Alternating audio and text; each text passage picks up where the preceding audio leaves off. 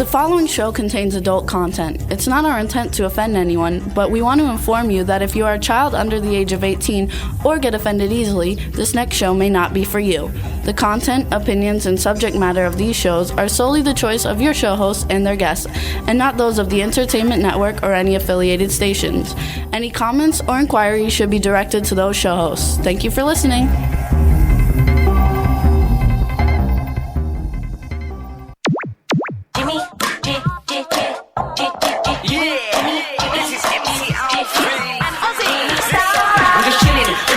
Sitting down and designing, why every man never thinking, what are we gonna be wearing?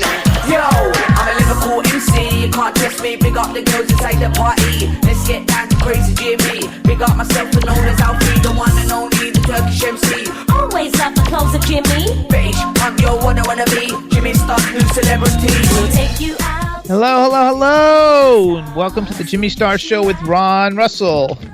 Bringing you the good times in music, fashion, pop culture, and entertainment. What's up, everybody? And Ron is totally hidden, and I'm turning the volume off on this thing because it's playing noise. Okay. What's up, everybody? Before we get started, we got a great show today. Let me introduce my cool, outrageous man about town, Mr. Balloon. Where is he? There he is. Forever blow bubbles, a dirty network. Saying I'm forever blowing bubbles. Okay. What did they think I was blowing? The network sucks. Get rid of them. We got a good show for you guys today. We have movie director Kevin. Okay. Come on, that's it. Everybody heard you sing. It was beautiful. We don't want to get kicked. We don't want to get kicked off again. What? Stupid friggin' network. We don't want to get kicked off again. Watch this. Look. There you go. What's up, everybody? We got a great show for you today. We've got movie director Kevin Breslin coming on, and actress, producer, director, and writer Vida Ghaffari coming on second. I'm glad everybody can hear us. We want to say hey to everybody in the chat room. Hello, Iris in Germany. Irish Ginger from the Irish Ginger Show, Mondays at 3 p.m. on W4CY.com. We want to say hi to Illy. I don't know how you pronounce her name, from Estonia. She's new in the chat room today, so hello.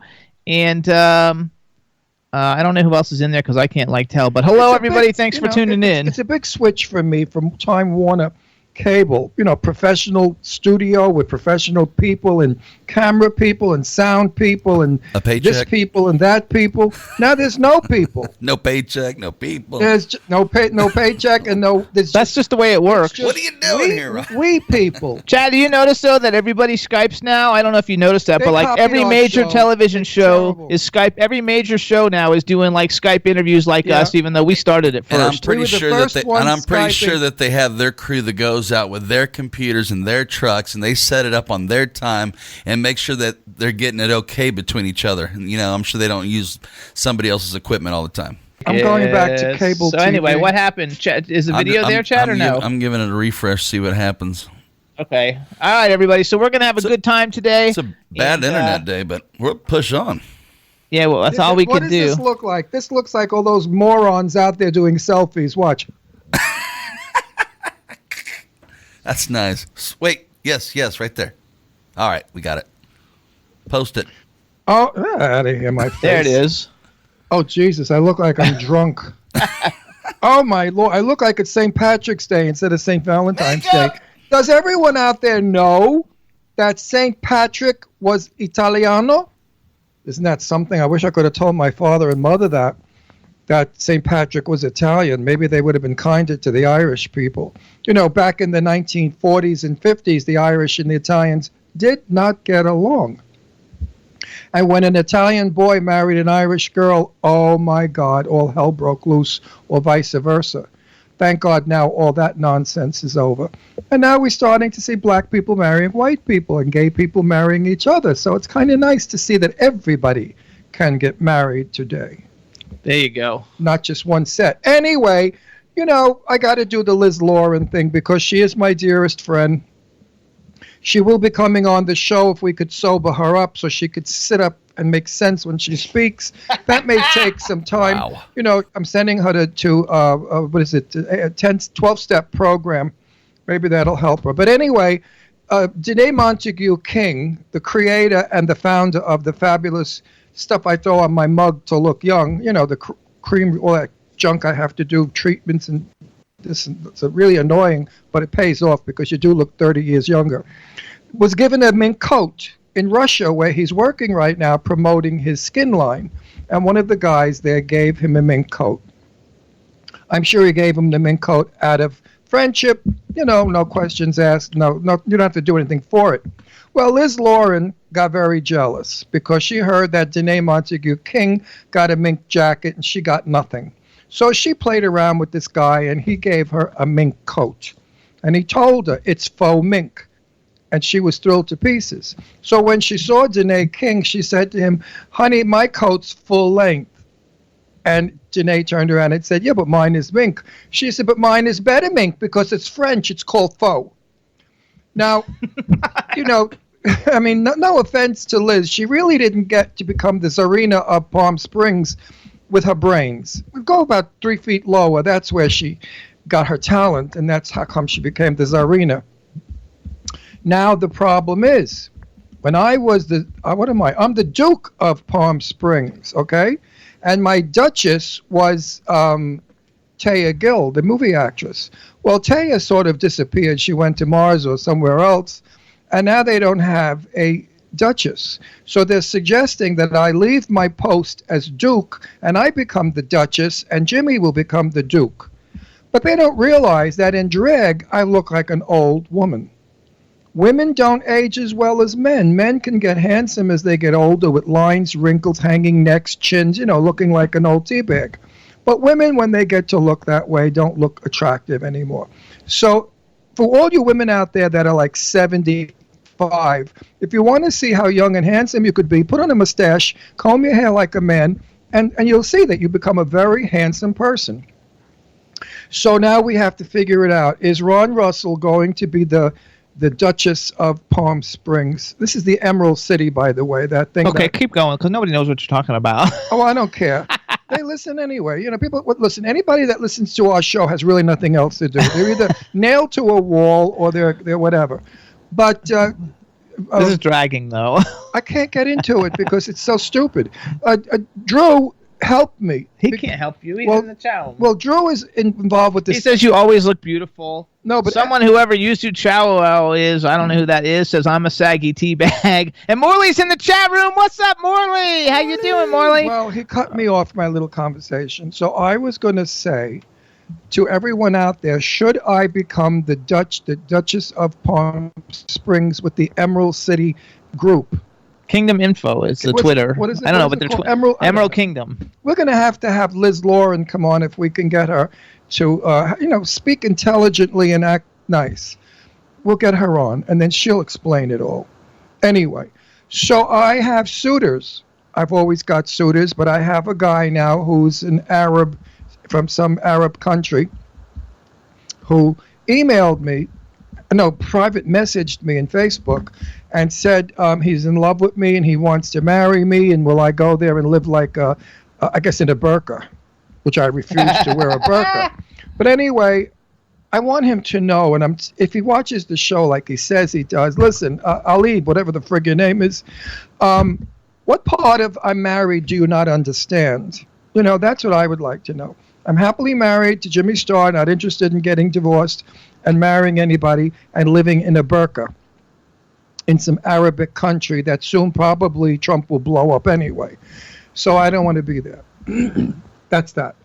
What else have we got to talk? Oh, here we go. Hold on. Let me give us some other shout-outs because we got a lot of new people today in the chat room. New people. What's up, Kevin from Scotland? We got Kevin from Scotland. And got to go to Scotland, and Illy, which I don't know how to pronounce it, from Estonia. We got Iris from Germany. I mean, we got people from all over the globe, so thanks so much for tuning in, everybody. International people. I love it because I travel the globe a lot in my mind, but, I travel. Anyway, here we go, kids. I was a great fan of Starbucks. And every afternoon, no matter where I am, at 3 o'clock, I have my pick-me-up, which is a delicious cup of Starbucks coffee and a chocolate croissant. I'm done with Starbucks. Their coffee now is starting to get very bitter, and their croissant has very little chocolate inside. I opened it up and I said, what is this crap? Like 2 half-inch pieces of chocolate. So I don't go to Starbucks anymore. Screw them. The coffee got cups got smaller, and the food got less, and it's almost $5 for a small cup of coffee and a croissant. Now I go to Panera. Yes, Panera. I like Panera. I like Panera too. Panera's Don't interrupt. This is very important. Okay. Panera dark roast coffee sends me to another world. It is the most delicious coffee. I wish I had a cup right now of coffee. I have to say coffee because when I say coffee, they know I'm from New York. But if I say coffee, I sound like a fag from Los Angeles. But anyway, so now I get a cup of dark roast coffee from Panera, and I get a chocolate croissant. Let me tell you, the croissant is this big, and there are 4 pieces of chocolate hanging out at the edges, and I ripped it open, and it was loaded with round, delicious dark chocolate.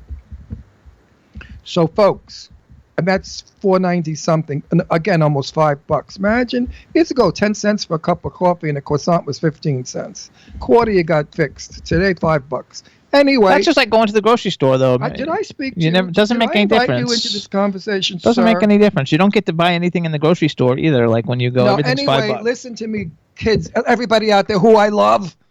If you want a good cup of coffee, go to Panera, get dark roast, and get the chocolate croissant, and think of Ron Russell and say Ron is right. Starbucks, you got those kids working there. They're burning the friggin' coffee, cooking it too long. Okay, brings me to Valentine's Day. Which we only got 2 minutes, so. Well, you do it. What's up, you guys? I hope everybody had a great Valentine's Day. We had a fabulous Valentine's Day, and besides getting the chocolate and the most beautiful card ever from Ron, I got a 4-foot tall. The card was $8, $7.99 for a friggin' Valentine's Day card. Could you imagine? $8. It's sick. I got a 4-foot talking Darth Vader, you guys. It's badass. It is so cool. Go on Instagram or Ron's Facebook. You can see pictures of it. It's amazing. And we had a really good time. And I got him a Roku, so we have a Roku now on every TV. Well, because of my wrist, I need to exercise my wrist or I'm going to lose use of it. And I play Pac-Man. But we have 3 levels to our townhouse. So the den television has a Roku. And our bedroom had a Roku, but the living room didn't have a Roku. And in the afternoon, I like to sit in the living room because it's so pretty and play Pac-Man. So Jimmy got me a Roku, which I'm thrilled about. So, Chad, how was your Valentine's Day? Not finished. Everyone out there knows Jimmy doesn't like to blow money on restaurants.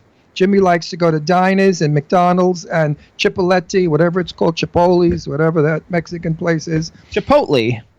Well, last night he took me to Center City, and I won't give the name of the restaurant because we're not pleased with them. But he took me to the most extravagant, expensive dinner. We had champagne, filet mignon, baked potatoes, salad, and then we came home and we had all our chocolates in bed. We ate, millions of the chocolates from the box of chocolates he gave me.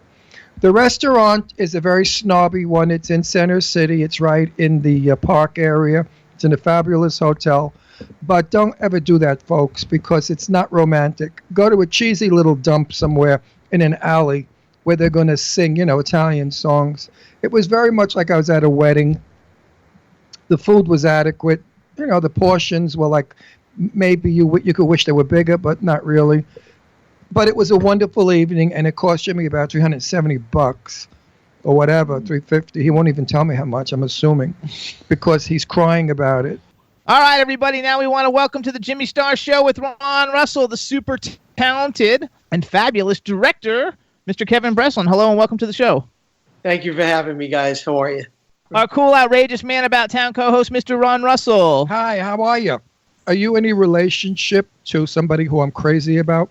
She's a fabulous actress, and she's Elaine May's daughter, and her name is Breslin, and I can't think of her first name for crap, but I love her. No, that's Breslin, Jeannie Berlin. She's no. Jeannie, I love Jeannie. I know her. I met her so many times out in L.A., and she's just, what an actress. What a fabulous personality, Jeannie Berlin. Don't you agree? Why isn't she working more? I can't even go there in terms of the difficulties of why people are cast and why they're not. That alone is mind-boggling. You go, there's so many great actors. You go, where are they? And then they resurface with some part out of nowhere. I saw Peter Fonda, the other day in something great again. Oh, the Super Bowl commercial. I realized, where's Peter Fonda been since Ulee's Gold? And you realize what a spectacular actor he is. He's on Twitter. He tweets with me all the time. Well, I'm going to have to get in touch with Jeannie because her mother's Elaine May. Yes, of course. And they didn't speak for years. They had a bloody battle.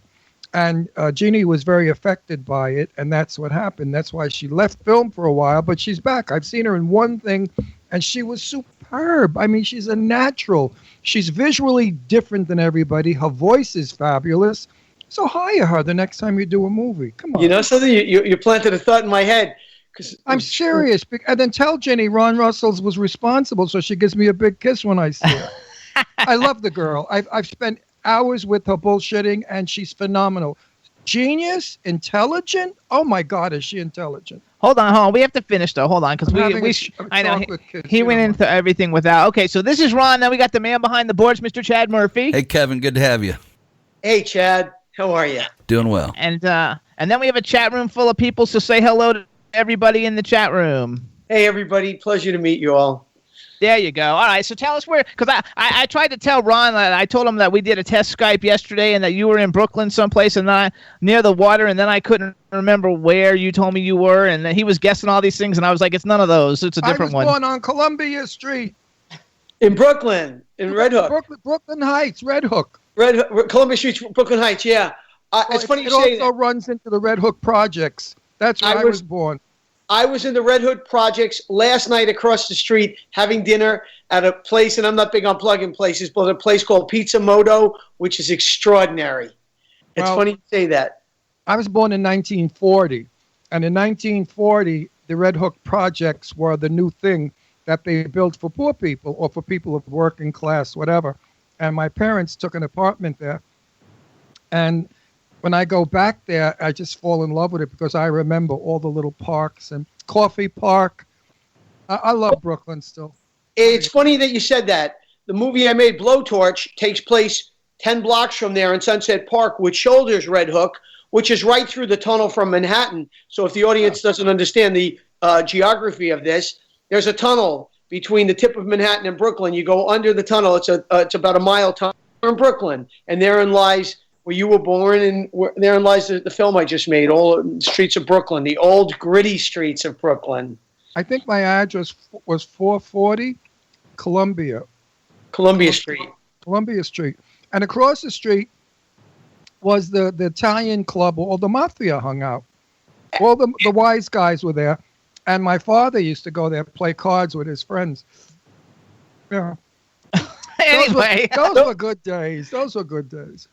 The Fonte's is a great deli there, which everybody goes to when you come to New York. They take all the people on the buses to a delicatessen there where you can get the biggest Italian heroes, the Fonte's, and it's still there because they're the last bastion of Italians that stayed in that area because the projects now are predominantly African-American, Black, and Hispanic, and that's what Red Hook became for a long time, just those projects. There's a school there, the Daly Public School, where the principal was murdered, and they call it after him. He was shot in a gunfight that had gone on around the projects at that time, and he died at lunchtime at the school, I think in front of all the students, if my memory serves me correctly. He died, and they call it the Daly Public School there. But now it's an area where all the young people of New York City are moving into. It's got bakeries. It's got the new fancy supermarkets. It's gentrified. So New York... And who can afford it? It's outrageously expensive. Now, when I lived there, of course, it was wartime, so it was loaded with sailors and soldiers and everybody in uniform, and it was a beautiful place to live. It was all trees and parks and fountains. I mean, gorgeous. The swimming pool that I lived in was incredible. It was a public pool. It's still there. The Brooklyn pool is still there. Is that the pool I always go to that you always take me to? No. That's in Astoria. Okay. It's an enormous city pool. I think like a few thousand can swim in it. It's enormous. Correct.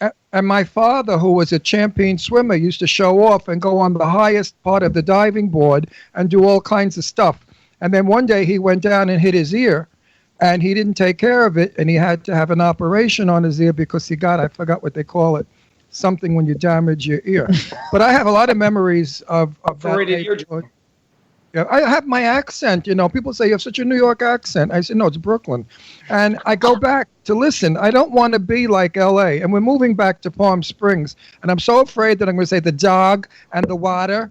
And I shot her beaver, like those guys do, which they think is cool. I shot her beaver. We say I saw her snatch. We're from Brooklyn. We don't like Donald Trump. He grabs him by the CUMPTOR. I'm not going there. Okay. I'm very unimpressed today. If you're following the news, I don't care who's one's politics. We live in a country where you should adhere to the constitutional laws, I think. However, absolutely, we are so in favor of that. But your Brooklyn accent is interesting.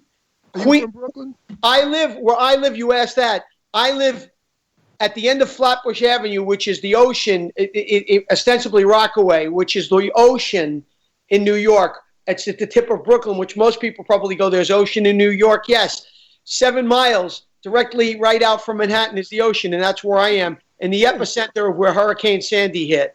Absolutely. I used to swim there. Lido Beach is where we used to go, Lido Country Club Beach. But that's Long Island. Where Reese Park. All the way, Coney Island was my other home. I'm right next to Coney Island. Yeah, I'm right next to Coney Island. Yeah, I know where you are. It's Urban Beach. It's where the beach meets, the A train meets the beach, if you will. I remember that. Big train station. Absolutely. When you got off to go to Coney Island. I vaguely remember that from when this is 100 years ago. I'm ancient. But my days in Brooklyn were wonderful days in Brooklyn. And I only wish the people that lived in Brooklyn now could enjoy the days that I had and could reproduce them. Unfortunately, drugs took over that area 20, 30 years ago. And because of the drugs, the principal was killed, the robberies, the rapes. It's a terrible place, and thank God it's regentrifying itself. And I hope all the black people and Hispanic people that live there can find the happiness and the memories they will have of a beautiful place to live. That's a very astute point, because I think they are. Crime is obviously down. People are staying there, and they don't realize that I think they do realize they're probably living in prime real estate.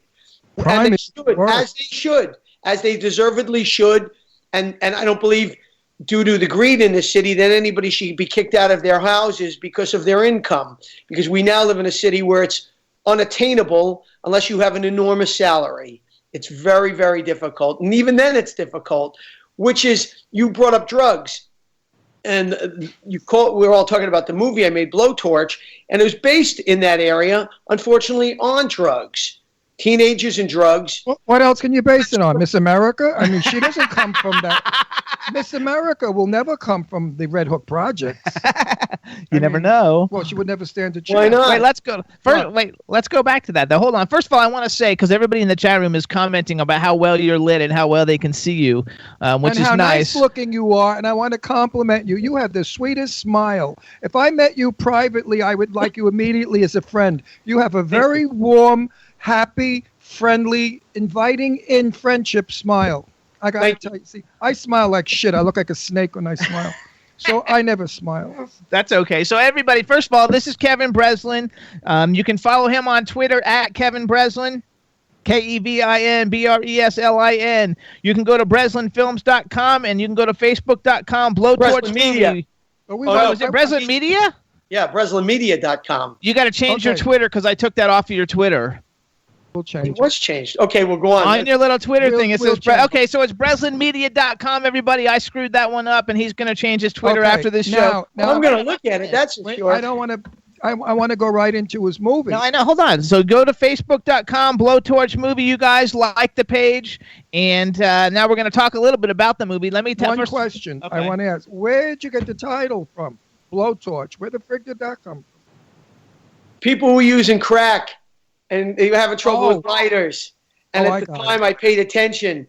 And we saw somebody with a blowtorch, and I always kept it in the back of my mind. I thought it might be a starring title, or one that could at least excite someone to say, what's that about? Well, it did with me. I thought it was either a maniac running around burning people with a blowtorch, but it's for crack when they boil the crack in a spoon. I'm not a drug addict, so I don't know. I'm very bad at this. Or heroin, you heat it up, and so that's initially why I used the title. And it also was an analogous for the mother who became so inexorable in the story, chasing down who murdered her teenage son on the streets of Sunset Park, Brooklyn, which is the waterfront, right next to where you were born, and the mother fought day and night to find out who murdered her son, because when you ask a homicide detective to help you, they help you, but there are a lot of murders, there's a lot of crime, and they don't have time to solve everything. And when you can't get a quick answer, or you don't have a lot of juice behind you pushing detectives to help you, well, cases then stall. But your suffering doesn't stall, your loss doesn't stall, and therein lies the heart and soul of the story, a mother saying, I'm going to find out no matter what. I actually wrote it down. So I wrote, BlowTorch is the Brooklyn story of Ann Willis, a recently widowed and financially struggling mother of 3. When her oldest son is murdered, she takes the investigation into her own hands. You had another word in there that I couldn't pronounce. Who I probably couldn't either. Who plays Ann? Lois Robbins. Who's Lois Robbins? Lois Robbins is actually, people know her from soap operas because she's been a main character in like every major soap opera that exists. Then she's got to join our gang. Yes, we know everybody in soap. Yeah, we have a lot of soap opera. And the rest of the cast around there is a very formidable cast. Jack Falahy, who's on How to Get Away with Murder. Jared Abraham. Hey, first of all, I want to bring Jack up. Jack Falahy is like the greatest. We'll turn this down then. Jack Falahy is such a great actor, and like I think he's going to be one of the biggest stars in the future. He will be like, instead of just a great star, I mean, if somebody people knows right now, he will end up being like a great movie star. And the other young man, Jared Abrahamson, he's the star of the show Travelers, which is on Netflix right now and just picked up for its second season with the guy Eric McCormack. He's going to be a spectacular young actor. I think worked for a long, long time also. Both these guys are gunners. They're great.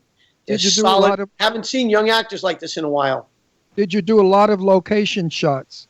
Everything was, and then of course we had the great Armand DeSanti, Kathy Najimy, and Billy Baldwin. I love him. He's fabulous. He's a great actor. William Baldwin. I always remember Paul Ben Victor, who's everybody, you guys know it. Well, he's a Facebook friend of mine, so like I knew him from Facebook already. But he's in Vinyl.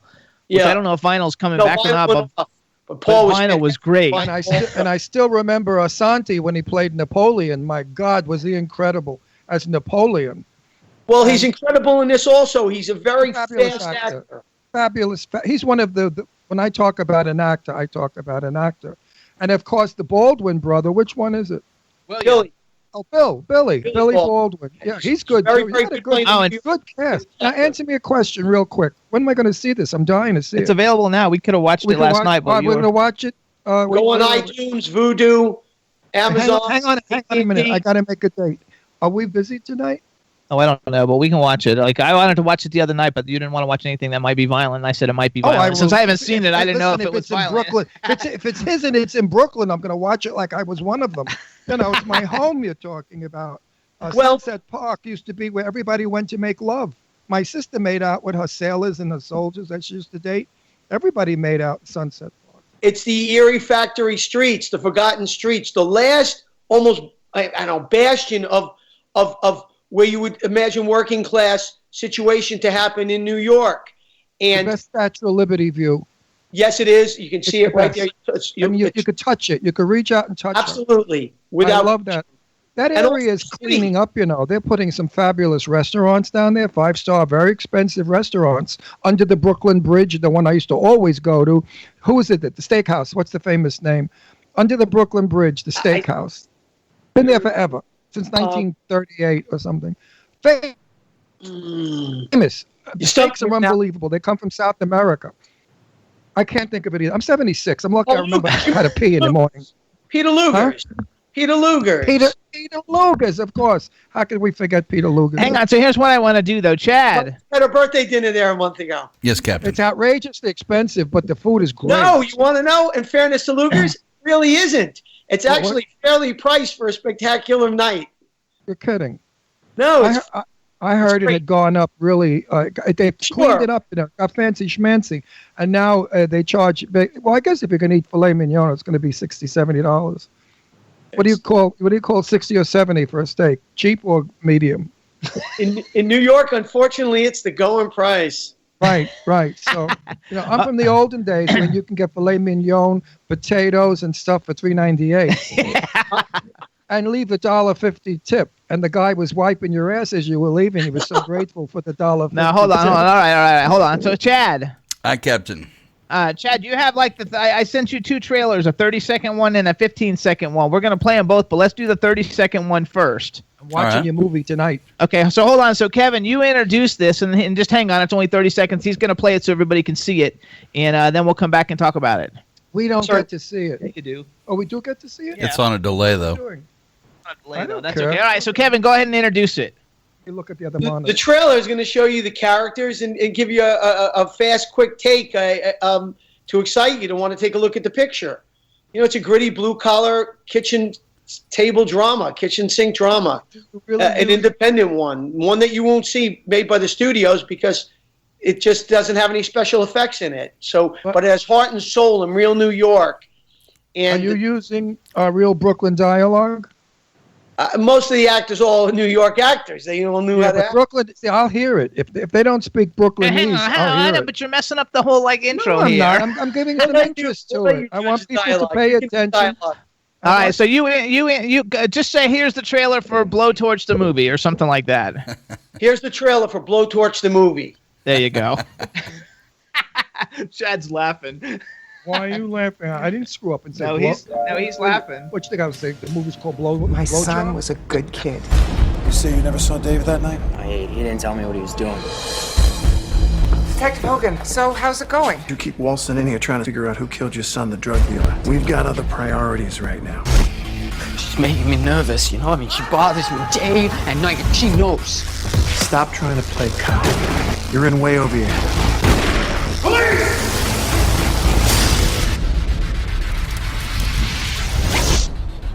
There you go, BlowTorch. Woo! There you go, everybody. So that's BlowTorch, you guys. That's the first trailer, which I think you see a lot of the characters in it, and I'm super excited to see it. I wish I would have watched it ahead of time.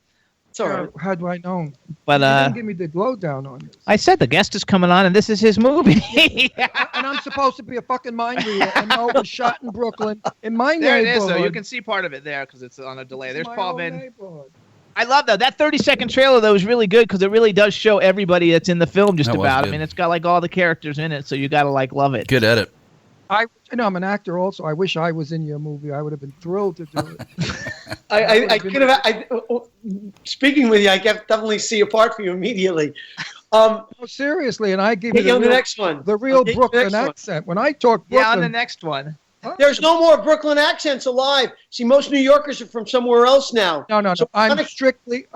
When I talk, you hear Brooklyn. Yes, I do. I hear the cadence. No, I'm from Queens. You probably hear the cadence. There are no more New York, it's a voice that's fading away because everyone's from somewhere else. I know. People say that. I also lived in Astoria, Queens, because when Brooklyn got bad and my sister was assaulted in the elevator, she's 8 years older than I, we moved to Astoria, Queens, to a nice house right off the East River. Sure. Was cozy and pretty. We had goats around us and a lake across the street. I went back. There's a factory across the street from our house, an auto dealer. The goats are gone. The trees are gone. It looks like shit. Hang on. So hold on. So, Chad. Hi, Captain. Hey, Chad. So let's play the 15-second trailer, too. What's on the 15-second trailer? Do you remember? I cut so many. This is just, the young guys, just piece of the movie, the action. Take a look at it. So, Chad, check this one out. Play this one first. Give us another, quick little intro to it. Kevin. That's Lois Robbins learning about the crime and what happened. There you go. Mother discovering who murdered her son. Check it out. BlowTorch the movie. Are you a rat?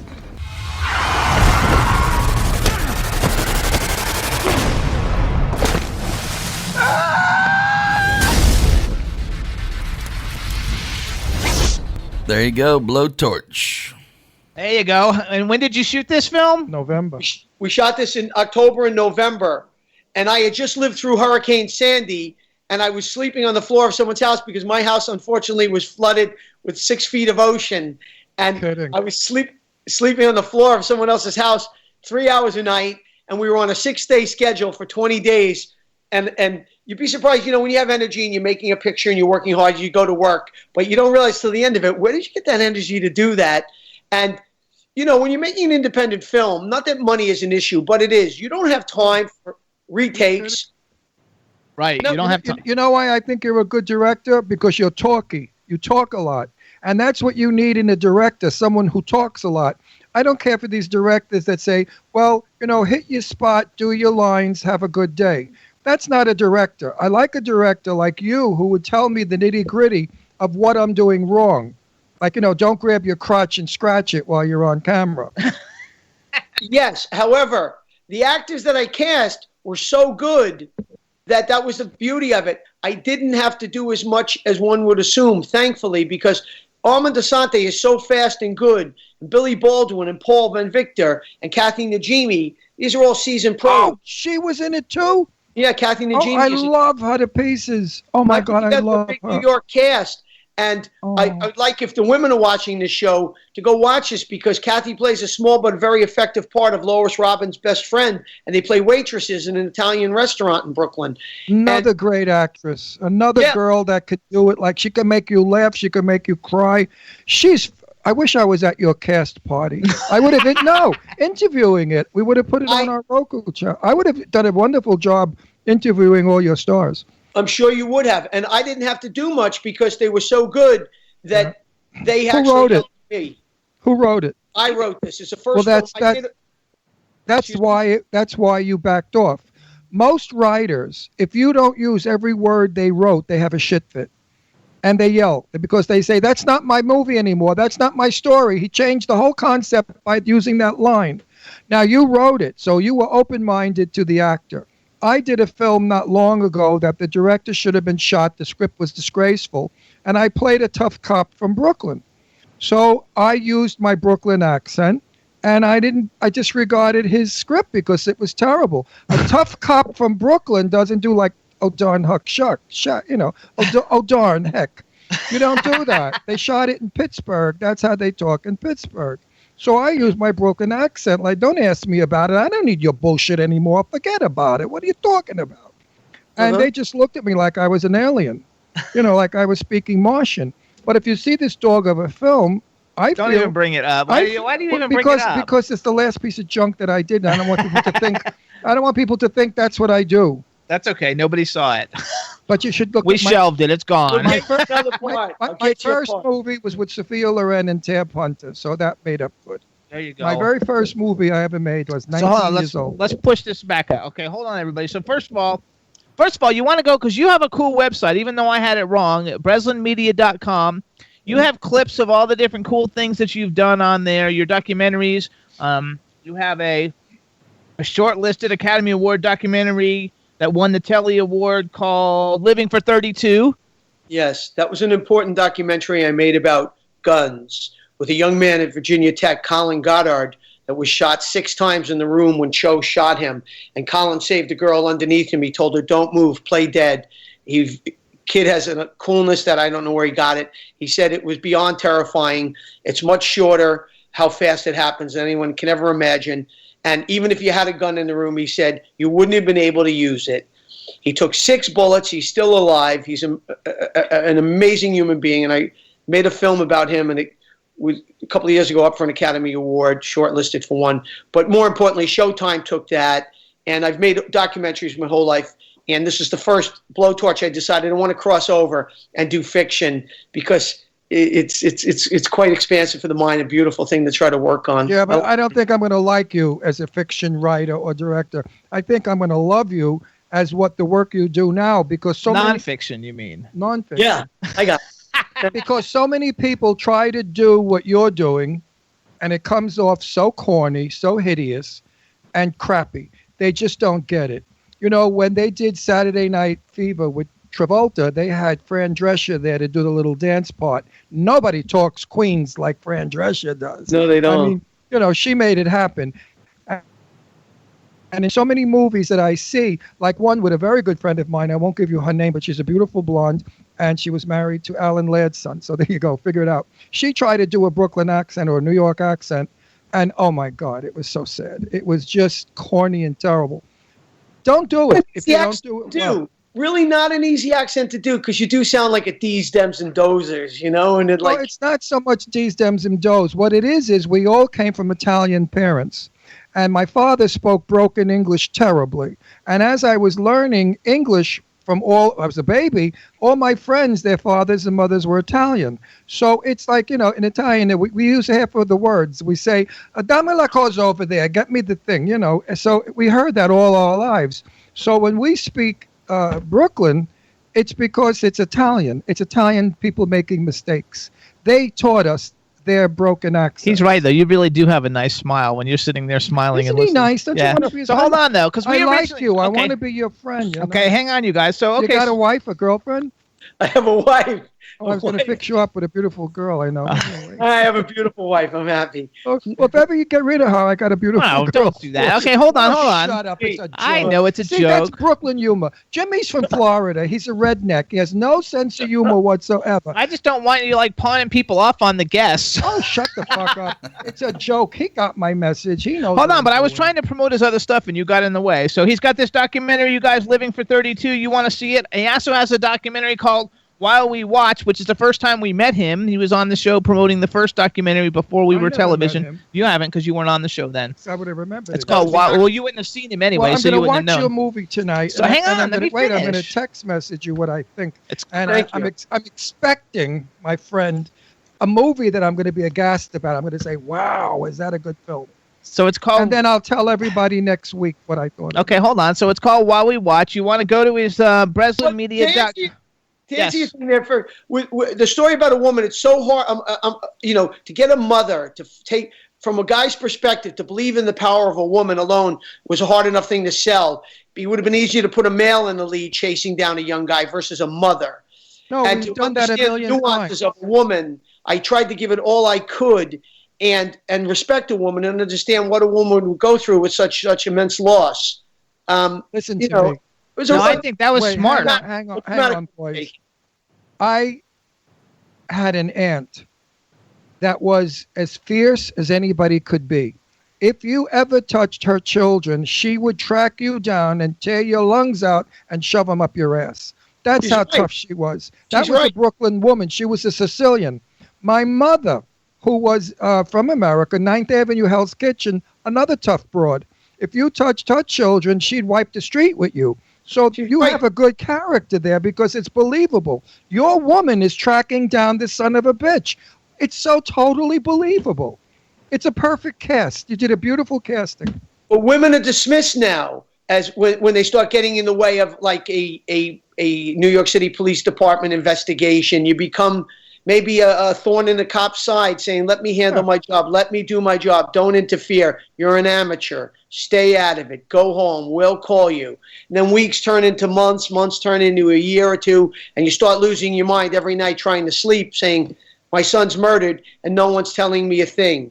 It can really disrupt your life and wreak havoc on one's emotions. Actually, I firmly believe every parent, including myself, I have 2 daughters. If anyone ever harmed my daughters, I don't give a shit about courts, trials. I get a gun. I get that son of a bitch somehow, and I blow his balls off and his brains out. I don't care if I go to prison. My daughters mean the world to me.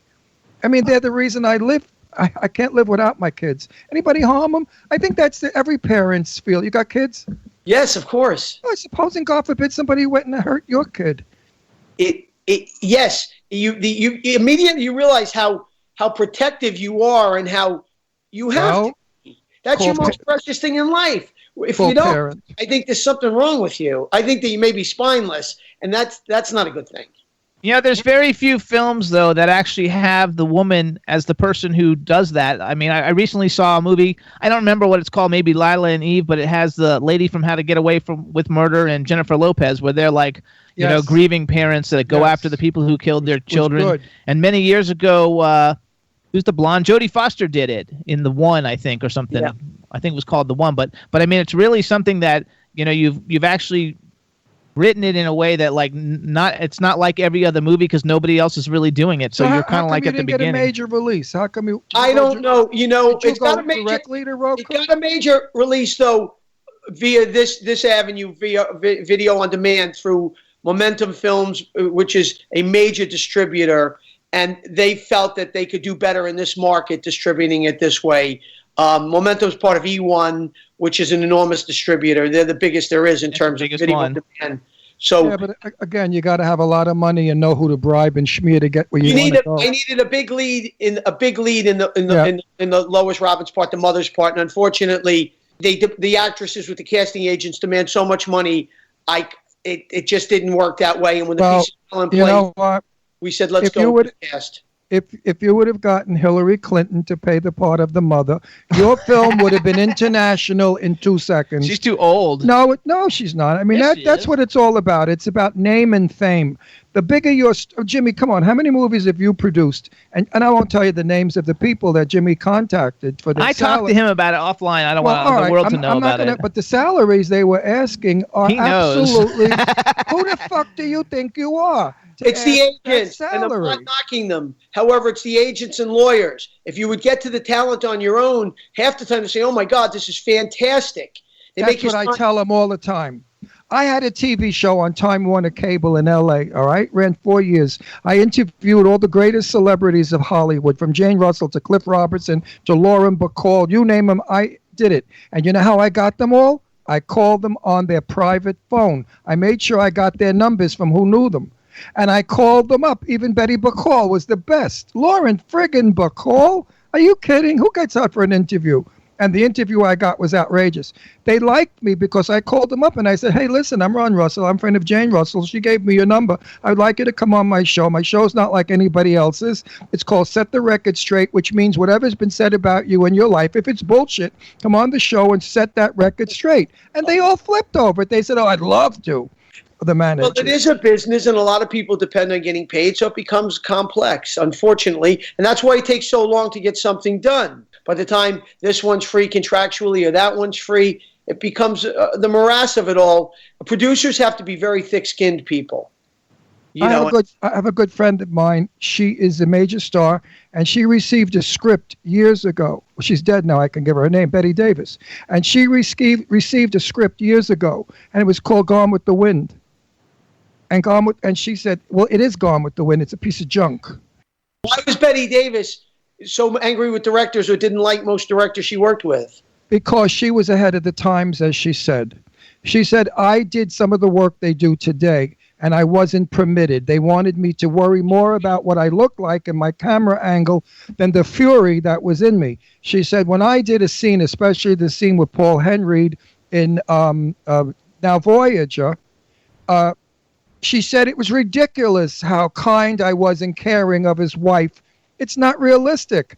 I would have wanted him to leave his wife, who's no good and doesn't love him and doesn't have sex with him, because I love him and I want him better. But I was never permitted, she said, to do that. I had to be kind and gentle, which is not realistic, because when a woman loves a married man, she does everything in her power to get him away from that woman. So Betty had a lot of points to make, but still she was a great actress. In person, she was nothing like she was on the screen, tiny little drunk that smoked and cursed and was fabulous, and I loved and adored her. I only knew her in her very old age. I knew her about 5 years before she died.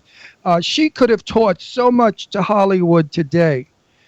She was all about film, and she was really particular about every aspect of it, especially the director. So from her, I've learned, listen to the director, but if the director's stupid and doesn't know what he's doing, maybe you got to get kicked off the set for opening your mouth and saying, listen, Mr. Director, it's not realistic. But you sound like a director that I would like to work with because you're realistic. You've got this woman going out to get the killer that killed her son. So that's realism, if there ever is realism. That's the most realism. You want the actors to always trust you. You want to, first off, I respect actors, so it's a comfortable Yeah, but they respect you, and you're the director, and sometimes an actor gets lost in a scene, as you well know, and they don't get it. They say to you, I don't get it. The lines don't work. Then the writing could be highly suspect immediately, and therein lies the danger of writing your own thing, and I'm very cognizant of this. You have to be very careful, and I'm doing it again, but I find myself so worried. Does the emotions connect? Do the scenes connect? Is there a through line? And will it gravitate with an actor? And therein lies why table reads are very important. Okay, good. So here's what we're gonna do, everybody. First of all, Kevin, we got to have you back on another time. Yeah, because you're an interesting guest. You're a good guest, number one, and excellent that way we kind of like we'll kind of have you come back and kind of like do a little thing where we just talk a little bit about all your films and promote all of them because. Sure. I also, on your website, I saw all kinds of like great work that you guys have done, stuff with Robin Roberts and all these like huge stars. She's a wonderful person. I did a cancer thing with her. Big cancer. Robin Roberts. From Good Morning America. Yeah. She is another spectacular woman. Lara Spencer grew up in my house. She's my daughter Leslie's best friend. Leslie was in her wedding party, and I was the one that encouraged Lara growing up to do what she's doing because she was a champion swimmer, a diver, and a swimmer. They're marvelous together, Robin and Lara. They're great. Well, Lara is a dreamboat. She's my other daughter. What are you kidding? Wow. Anyway, because we gotta wrap this up because we have another guest in 3 minutes. Okay, so first of all, everybody, let's follow Kevin Breslin on Twitter. It's at Kevin. And everybody watch BlowTorch. Hang on, let me finish. I'm sending the guys after them. Your knees will be broken on the next curb, so don't fuck around with me. No, all right, you guys, listen. You guys watch BlowTorch. Follow at Kevin Breslin on Twitter, you guys. Check out all his work at KevinBreslinMedia.com. The Facebook page is Facebook.com/BlowTorchMovie. You can see it on, I know it's on Vudu because I saw it.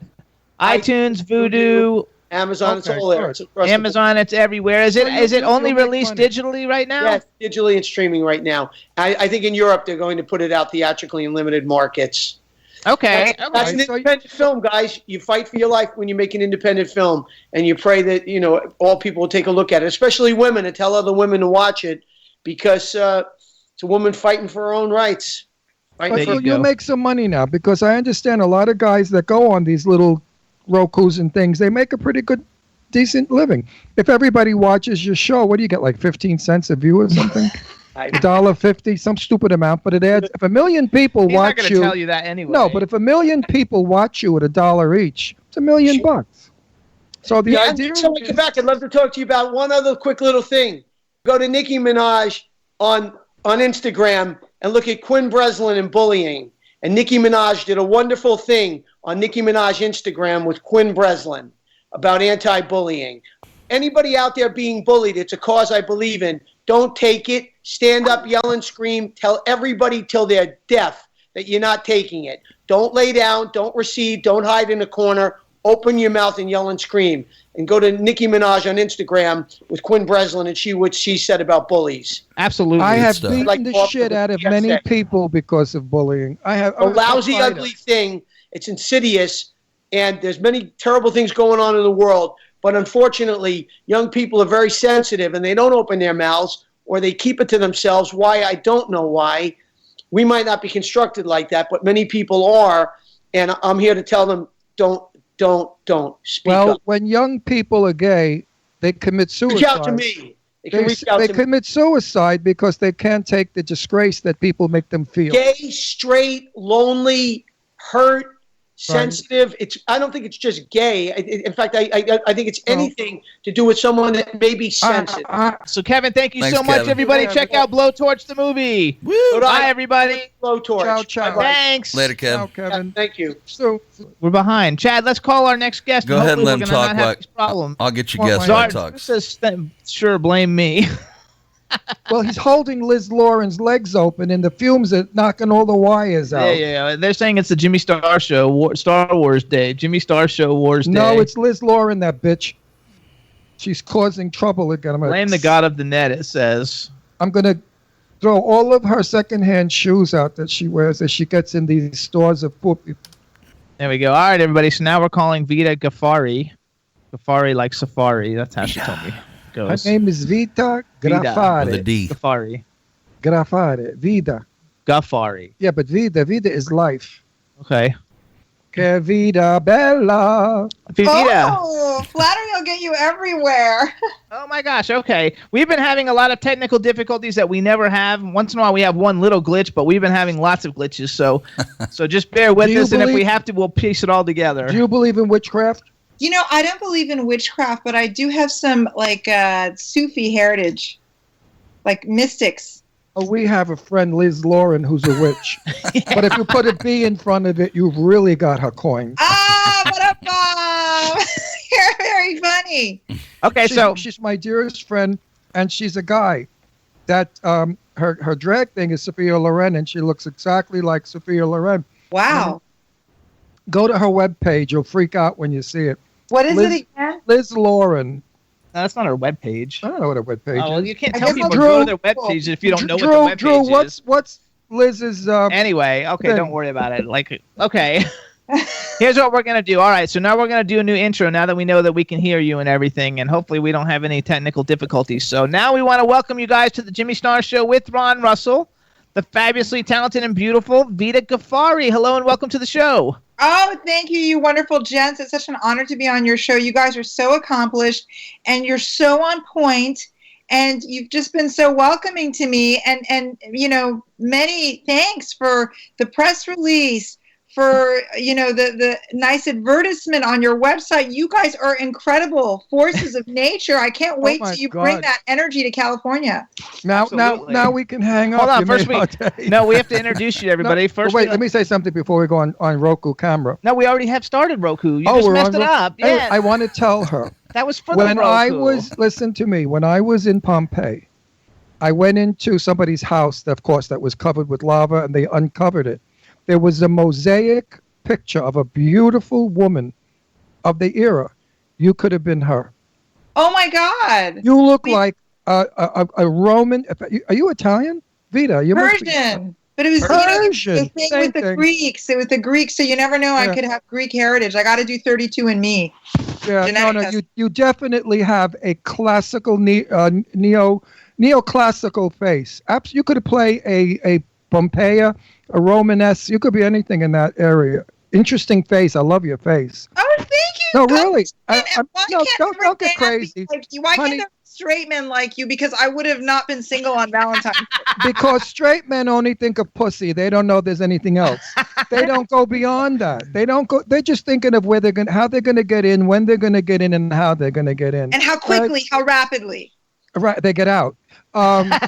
Whereas gay men see things that straight men do not see. Like, what straight man would ever say to you that you look like a Roman or Grecian mosaic painting? Nobody. But I see it, and I don't blow smoke up anybody's Okay, well ass, let's make introductions because nobody knows who she is since we haven't introduced her. Nobody cares who she is. Well, I care, and I think that the millions of people listening would like to know who you're talking to. Well, the men that see you want a baller, and the women are jealous, so nobody really cares. So anyway, let me introduce you to my cool, outrageous man about town co-host, Mr. Ron Russell. Hi, Vida. Vida means life. Yes, it does. It does. In Italian, it's vita. Then we've got the man behind. We've got the man behind the boards, Mr. Chad Murphy. Romanesque Vida, welcome to the show. But doesn't she? Thank you so much. Let me finish the introductions. Jesus, you guys are adorable. Don't say Jesus effing Christ. That's terrible. Well, let me finish. All right, so now we have a chat room full of people. Say hello to everybody in the chat room. They're all talking about how beautiful you are.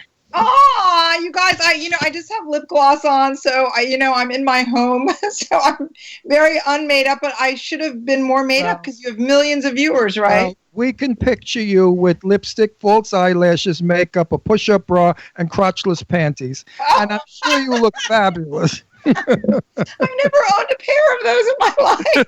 Oh, you gotta try. I gotta try. Yo, Jimmy's got such a loud voice that he yells. The mic in his own voice. I don't yell. You're the one who asked the thing up too high. You're deafening me in the studio. I got buzzing in my friggin' ears. Anyway. Okay, so I want to give another. The leading question. Okay. What is it? This is the question I love to give because it's the stupidest question anybody could ever ask in an interview. What is it that you do, my dear? I'm an actor, voiceover artist, and a blogger as well. So I've been keeping very busy with all those things.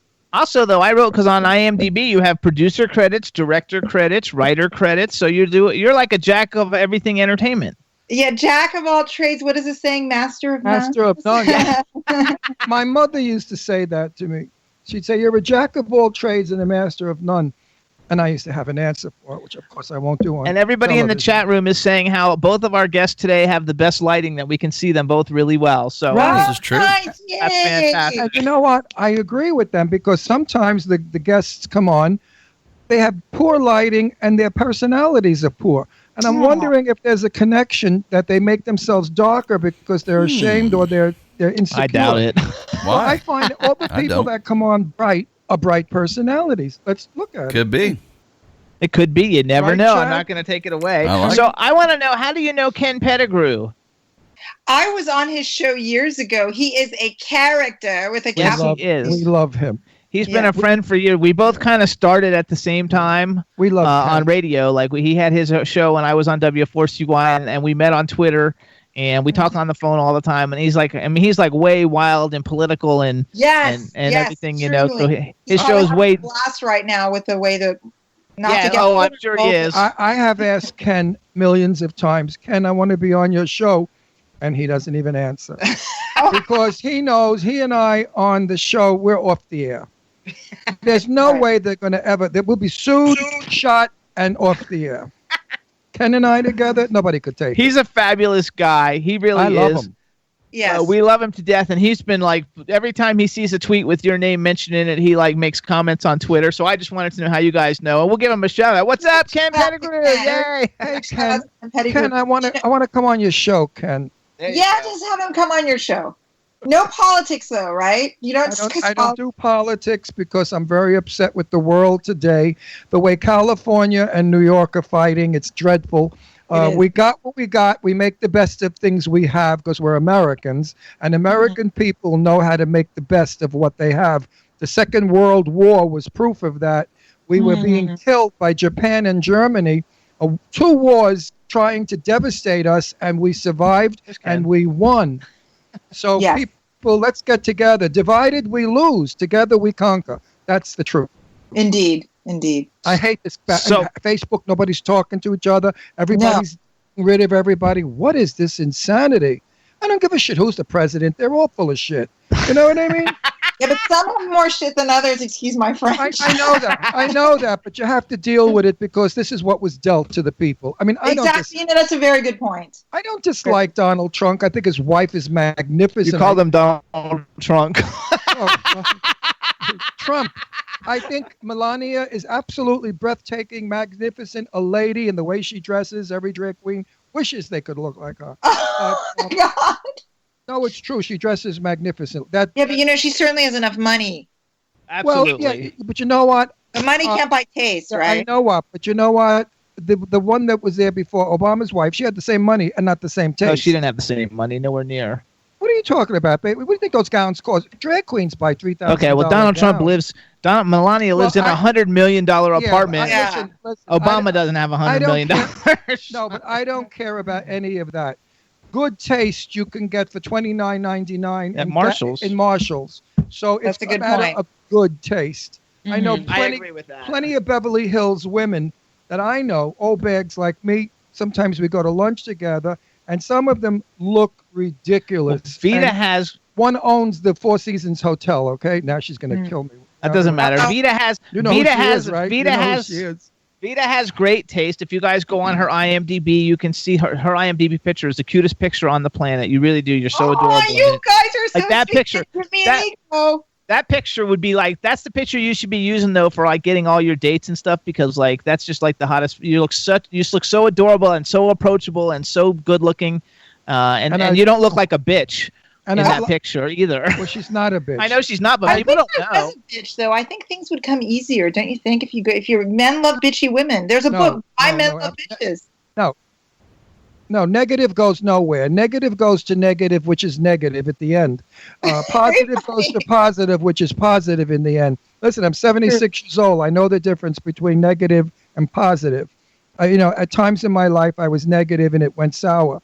Always when you're positive, and the old saying, you have nothing nice to say, please say nothing at all. Exactly. Because, it's a happier way to go. Now I'm going to say something you're not going to like. I'd love to see your hair wild and curly. That's what her IMDb picture is in wild. I don't care for this straight hair. I don't care for your straight hair. I told Jane Russell. Listen, I told Jane Russell in an interview, you look like an old bag with gray hair. You have to make it brown again. And she did. So you know who Jane Russell is, right? Yes. She's amazing. Look at that. Oh my God. I'm showing them. Everybody see her IMDb picture. I'm putting it. She's so fucking hot. Gorgeous. Oh my God. Look at that. Oh my God. You look like Raquel Welch. Holy shit. not lying. Please get this. I'm putting this on camera. I already did. I put it on camera. Everybody see it. It's so gorgeous. Raquel Welch. Hilarious. And if you got the tits to go with it, you're a star. I don't have the tits to go with it. I'm They sorry. make things to help that with that. They make things to help with that. I think I don't think I look good with fake boobs. Now you're making me self-conscious about my hair. No, I should have curled it for you. Yeah, I don't like the straight hair at all. The straight hair. I like it. No, it doesn't. But I work. think you look hot as can be in your IMDb, though. With You're the like curly smoking hair, hot. she's breathtaking. It takes a village, you guys. I was in full hair and makeup. And false eyelashes. Well, get back and listen. Years ago, a movie star wouldn't be caught. Like people say to me, Ron, you know all these great legendary stars of yesteryear. How come you don't have pictures with them? I guess they're trying to get some proof. And I said, because in my day, when I was out with a star, we were friends. And they didn't have makeup on. Their hair wasn't done. And we were in a restaurant. They would be caught dead getting a picture taken like today. All these movie stars take selfies and they look like shit. Or they're in the Starbucks with the big coffee cup. And Something like that. See, now, my stars, let me pick up. Jane Russell didn't give a shit what she looked like. She wore sweatpants and sneakers all the time and no makeup ever. Nobody even knew it was Jane Russell when we went out. Let me think of one quickly that was Rhonda Fleming or Arlene Dahl. Arlene Dahl, if anybody knows who she is.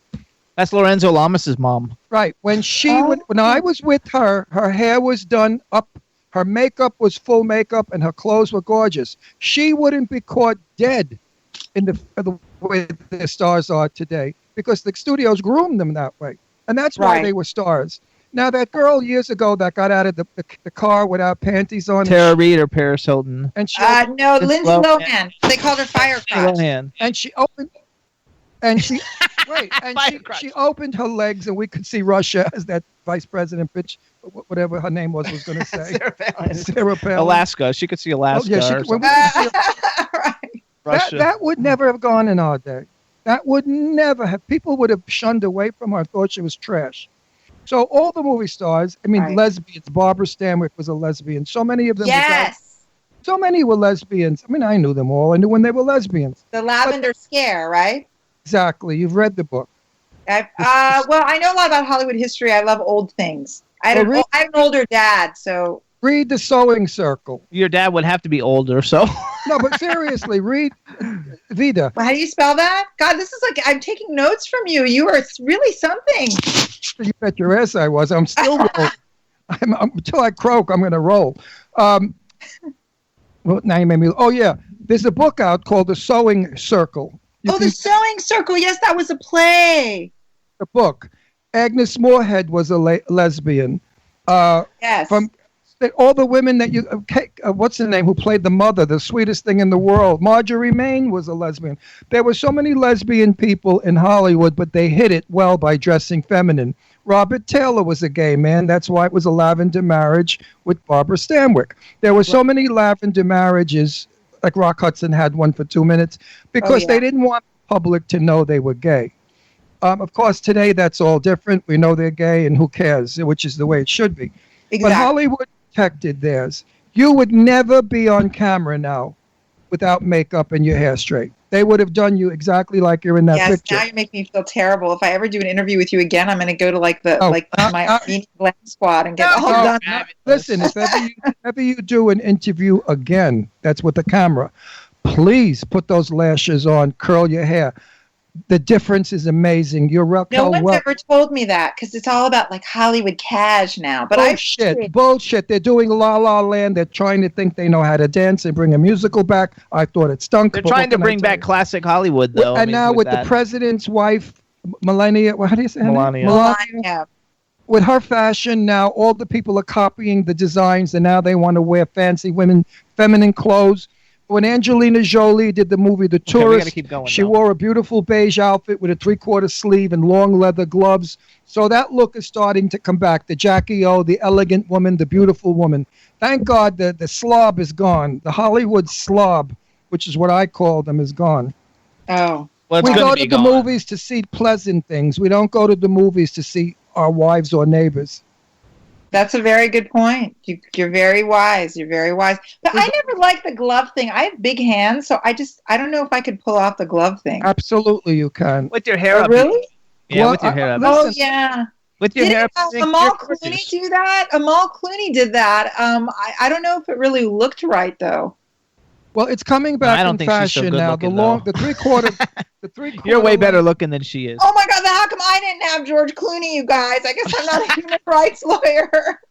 That's all right. Hold on. So we got to start talking about your stuff because we've only got 15 more minutes, and we want to talk about her hair is her stuff. I'm telling her. I know, but her movies. That picture of you, I'm serious. On IMDb, the one that Jimmy showed me. If he said, how can I phrase this correctly? I would never believe it was you. Not that you're bad looking. I'm a woman of many faces. I'm a woman of many faces. That is drop dead, magnificent, gorgeous, beautiful. I can't get over it. I'm fainting. I got to get up to the. This is okay, so anyway. Raquel Welch, folks. Look at that. Young Raquel Welch. Shucks. I've never gotten that before. Thank you so much. Can you guys check out Vida? Can our millions of people see that? Check out Vida Ghaffari on IMDb. In the meantime, she's got 2 movies coming out. She's got 2 movies coming out, and we're going to talk about those and some of the other stuff she's done in the time that we've got. Let's first talk about hybristophilia. Yes, is that how I pronounce it? Yes, you said it correctly, and it's with one of your friends. Sadie Katz is in it. Yeah. Sadie! I love her. And it also stars Quentin Aaron, which we went to that anti-bullying thing with. He's the guy from The Blind, so I was Shane down in Florida. Right. Oh, but and it also stars Jenna. It also stars Jenna Willis, you guys, and you guys know her because she was one of the people.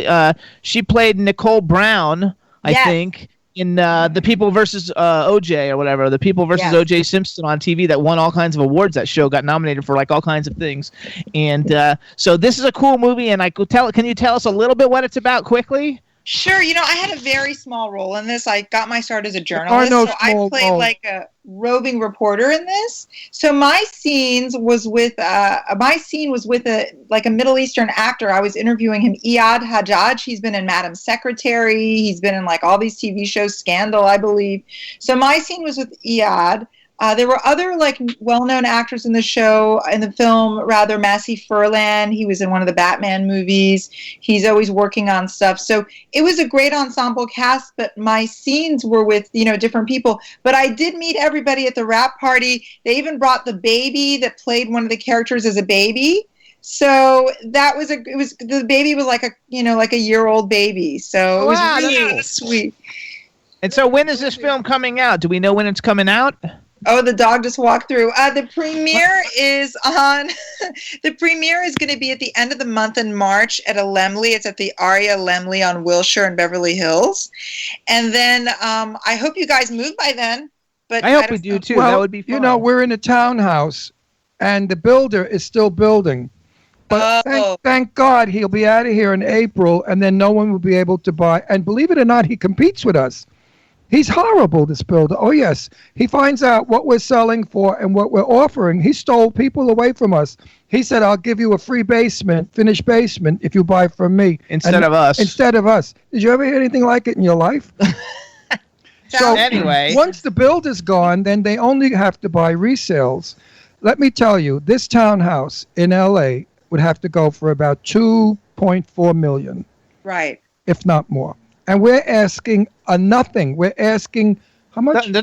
People don't need to know all that I stuff. want them to know in case somebody wants to buy it. Okay, well, I know. We're asking a little under $300,000. Hey, listen to him. He's worried about people when we go out because we get recognized and people want his autograph and stuff. And now he's announcing to everybody where they can go on and find out where we live. No, I didn't tell them where to go. I simply said what we're asking for our house is crappy $300,000. Florida, this house is $1.2 million. Anywhere except for friggin' Pennsylvania. Yeah, Pennsylvania's terrible. East Coast was expensive. I'm from Maryland. We live in the woods with the farmers. You got to see the people, what they look like here. No teeth. Pennsatuckians. No, we live in Deliverance land. They are. I swear to God, I hear that banjo music all the time I run. All right, really? So you're not near Philly? No, we're in. No, listen. I retired from show business, and I wanted to live on a farm in the country. We got to go, though. I'm not in the farm, but I'm with farmers. I mean, no bullshit. They come by here in horse and buggy with the no light. No, it's not that bad, but it's pretty bad. Palm Springs. Yeah, we'll be there soon. In the meantime, okay, so you got hybristophilia, which is having its premiere at the end of March. You got another movie called Holy Terror.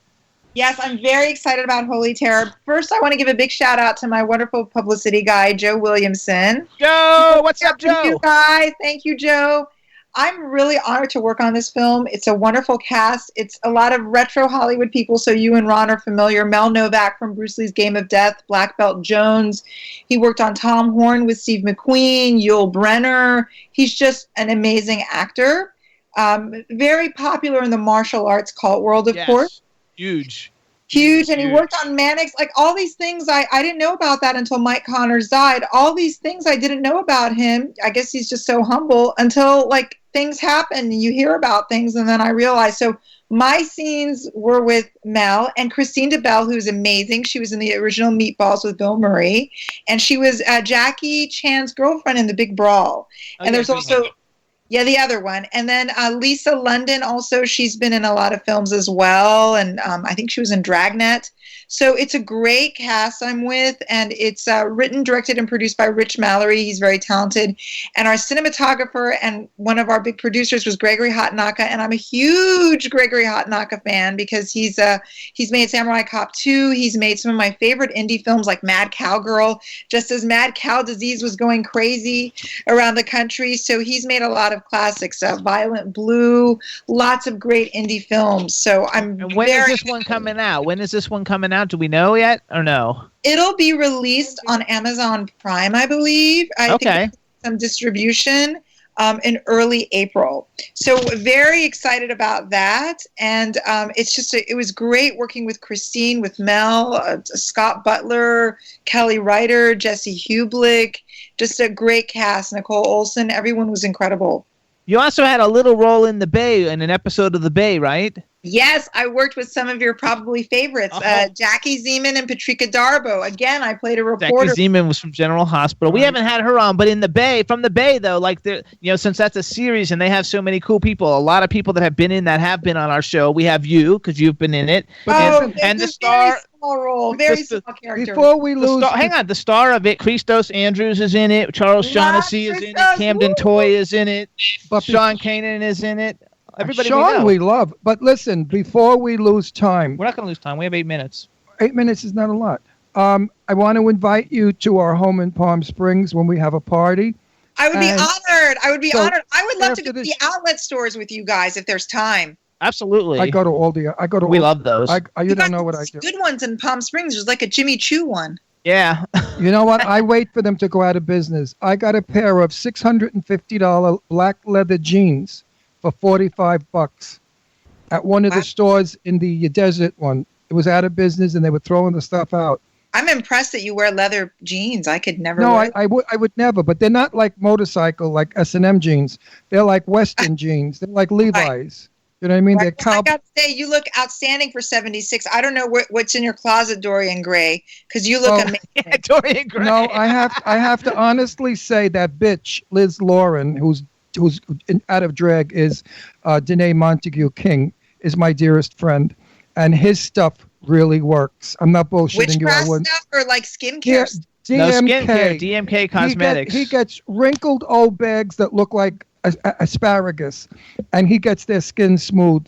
His shit really works. I mean, I got to tell you. Oh, that's no, great. it's true. Blog, a fashion and beauty blog, so very Vida. I might as well shill that, and I'm always. I never know what he gives me. He sends me crap that I need. I don't even read the label. He tells me you need this, you need that. Actually, I throw it on my face, and here where it snows and it's cold and it's windy and I get gray and cracked.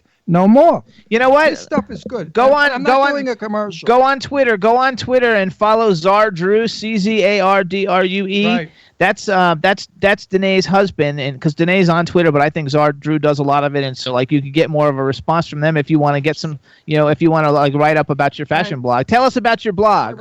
Sure. I have to be honest. It's very time consuming. So kudos to you guys for doing all that you do.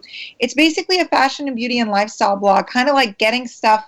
I would go to events and people would be like, "Wow, you know how obnoxious people are. Are you rich? How do you do this? How do you do that?" So I'm very good at sniffing deals. So basically, it's how to look nice and presentable on a budget. Though I guess, according to Ron, I didn't curl my hair. No, you know what it is? I hate straight hair. I have a thing about it because this reminds me of 1965, the hippies, the women that didn't care about themselves. My mother calls me a hippie. Maybe that's part of it. No, seriously. My daughters both. My daughter Leslie, who looks like Michelle Pfeiffer, she was runner-up in Miss America Eastern Division, gorgeous, wears her hair stick straight. And I have a nervous breakdown. I say, Leslie, curl your hair. When you wave it and fluff it, you look younger, you look feminine. My daughter Deirdre, who's gorgeous, blue eyes, redhead, she sets her hair like Susan Hayward, long, and she looks like a lioness. There's interest there. When you see Deirdre, you're interested. When you see Leslie, it's like, Jimmy has curly hair. Well, Yes. Leslie's like, to the curb. I used to have long hair. He didn't like it at all. Leslie's like Martha Stewart. You know what I mean? That kind of blonde, dishwater blonde. You know, Martha Stewart. Nothing exciting, just gorgeous. Like a wasp with the white. Yeah, like apple Like me, pie. I'm a wasp. No, she's like apple pie. But Deirdre is savage looking. With that red hair is wild. You're interested. And I know when I walk in the street with Leslie, all the guys look, there's no question about it, and smile. But when I walk with Deirdre, they all laugh and make a comment because she's 6 foot almost. And in high heels, she is 6 foot. Gorgeous redhead with blue eyes, but that hair. Hang on, go back though. I got it. So that hair. So like maybe we can learn from it. So how do we? Because I missed it. And I want everybody to know how they can check your blog out. Where do they go? Sure, it's soveryvita.com. You're making me think I should do posts on curling my hair. I actually got a new curling iron that's revolutionary. So I should use. Yes, do that. I wish you would, and tell these young girls today that grooming is not straight hair. That's ungroomed. That curling your hair makes you look prettier, feminine, and softer. This is a hard look, very hard look. Okay, you don't have to keep like going over. That's not like really like, not really like pleasant and nice. Jimmy, I'm a father of 2 daughters. You're not. This is what fathers of 2 daughters do. It's called nagging. I know, but we don't want to nag our guests. More into school stuff, but I really appreciate this. Thank you. I'm telling you, when you come to my house and your hair is all curled. Believe me, I'm going to bring a curler with me. Well, no. We have a very large dog. He's 130 pounds, and he likes to eat people. So if your hair is straight, we'll just feed you to our dog. Shazam. Now, hang on. Because we've only got a couple minutes. Even me, when my hair is straight, like now I look like an old fag. I hate my hair like this. When I let my hair grow longer and it's all a la putana, all wild, I look younger and handsome. Putana is like hooker. She knows what putana means. Putana means whore. Did you know that? I've heard it before, but she didn't know it. If you watch The Sopranos, huh? What? You're Italian? Yes. 100%. Can't you 150%. Look at my pizza shirt. Yeah. Right, hold on, because we got to go through some stuff. All right, everybody. Wait, I have to say something. We've only got 3 minutes. I know, but this is important. I want to congratulate my cousin Ed on his engagement to a woman from Spain. I know, but we're not ready for that yet. I know. Well, I'll forget. And my cousin, Chinzia, who's in the chat room now, please send Ed my congratulations and my love. Because he's in Spain. First of all, you guys, there's lots of different things, cool things Vida has been in. So first of all, you want to follow her on Twitter at Vida Ghaffari. It's Ghaffari on Twitter. Make sure you see Hybristophilia when it comes out in Holy Terror. She's also once in a while does a cool Facebook Live show. It's called Facebook Live with Ford and Vita, where they do cool interviews all over the place. It's really fun. Check out The Bay for at least her episode. She was in a movie Sheeran in Love, which I don't know if she had a big part, but Riley Smith is in it, and he was a very popular guest on our show. I had a much smaller role than Riley. I'm a character actor. That's okay. I was a sassy cater waitress in that movie. You are also in the Mindy Project for an episode with Mindy Kaling and Ike Barinholtz. You did a voiceover animation film called Lovesick Fool with Lisa Kudrow, Janine Garofalo, Fred Willard. Oh. How was that? How was that doing voiceover in a feature film like that? It was incredible. I didn't get to work the days that Lisa and the others worked, but the director was nominated for Emmys 4 times. He worked on King of the Hill and The Simpsons, and he was just incredible. Dominic Polsino, big shout out to Dominic, and working with him in the booth, as artists, we all think we're great, but working with him in the booth, I felt exponentially better. And that was my first big animated thing. I've also done animation for kids' books and stuff like that, but it's never a feature film. So it was an incredible honor to work with him and to see the finished product. I was a redhead with curly hair, Ron, you would have approved. My character was. Absolutely. You're beautiful. I mean, I just hate your hair. I really hate it. I'm not going to go on about it, but I hate it. You're not going to go on about it. You've been going on about it for 30 minutes. Because it's aggravating me. You know what my Persian mother would say? Listen to that man, you get married. Yeah. And you get married. Yeah, and he's saying that all the time, And too. listen to me. If you go around with curly hair and you get married, invite me. I'm going to stand up and yell. Of course, I'm going to stay in touch with you guys. You know what it is also? I was a hairdresser for many years, many years. That's how I made a living. When you're an actor, you have to be a hairdresser. So I'm so attached to hair. And I know when I look at a woman exactly what she should look like because I did hair for 45 years. Anyway, so here's what we're going to do, everybody. I worked in Manhattan. Everybody, we want everybody to follow Vida on Twitter, you guys. She's going to have a lot of stuff coming on, and whenever you have new things coming out and stuff, you just let me know. You have my phone number. You got all my information. We'll bring you back. If we have her number? Yeah, I have her phone number. All right, so you're going to go in our private book, and we'll call you when we have a big party. With the oh, my God, I would be honored, you guys. I would love to stay in touch with you, and, if there's anything I can do when you're out here, happy to, be of help and get you going. Absolutely. And we want to say one more shout out to Joe Williamson. He's great. We got lots of great guests. And next week we have Donna Lee Heising, which is also one of his clients coming on. And I know that you also do a show with her, Ion Television. Is that what it's called? Ion Entertainment. And I just did a film with Donna. She's outstanding. You guys are going to love her. All right, everybody. So, Vida, thank you so much. I'm glad we didn't have any technical difficulties with you. It worked out great. Good luck with everything. Stay in touch and let me know what's going on Twitter. And if you want anything, you tag me and I'll retweet to everybody. And you're fabulous. You can see this show on Roku. And YouTube, both. YouTube. Go to the Jimmy Star Show with Ron Russell, and then you'll see yourself. Vida, thank you so much. Vida, thank you. You're a new friend. You're a new friend. Definitely. Take care. Thank you. Bye. All right, everybody. We'll see you next week. Everybody, chat. Thank you so much. Chat. Thank you so much. Sorry we had so many difficulties, but we do appreciate everybody tuning in for all your support. All our new listeners, thank you. And bye, Iris. Bye, Ginger. Chinzia said thank you. So bye, Chinzia. Everybody else in the chat room. I don't want to forget anybody. And Drew. Drew, is that bitch back from Russia yet? Oh, I don't know. He's not going to have time to... Chad, are you there? Of course I'm here. All right, Chad. Well, thank you so much. I know it's time for us to go. So, everybody, thank you so much. And Sharon Leah, thank you. Welcome back, Sharon Leah. Hope you had a good time. Bye, Zardrew. And he says, yes, she is back. And Chad, we'll see you next week. Thanks, everybody. Later. Bye. What are you talking about, love? I ain't got no gums. I need some nice gums so I can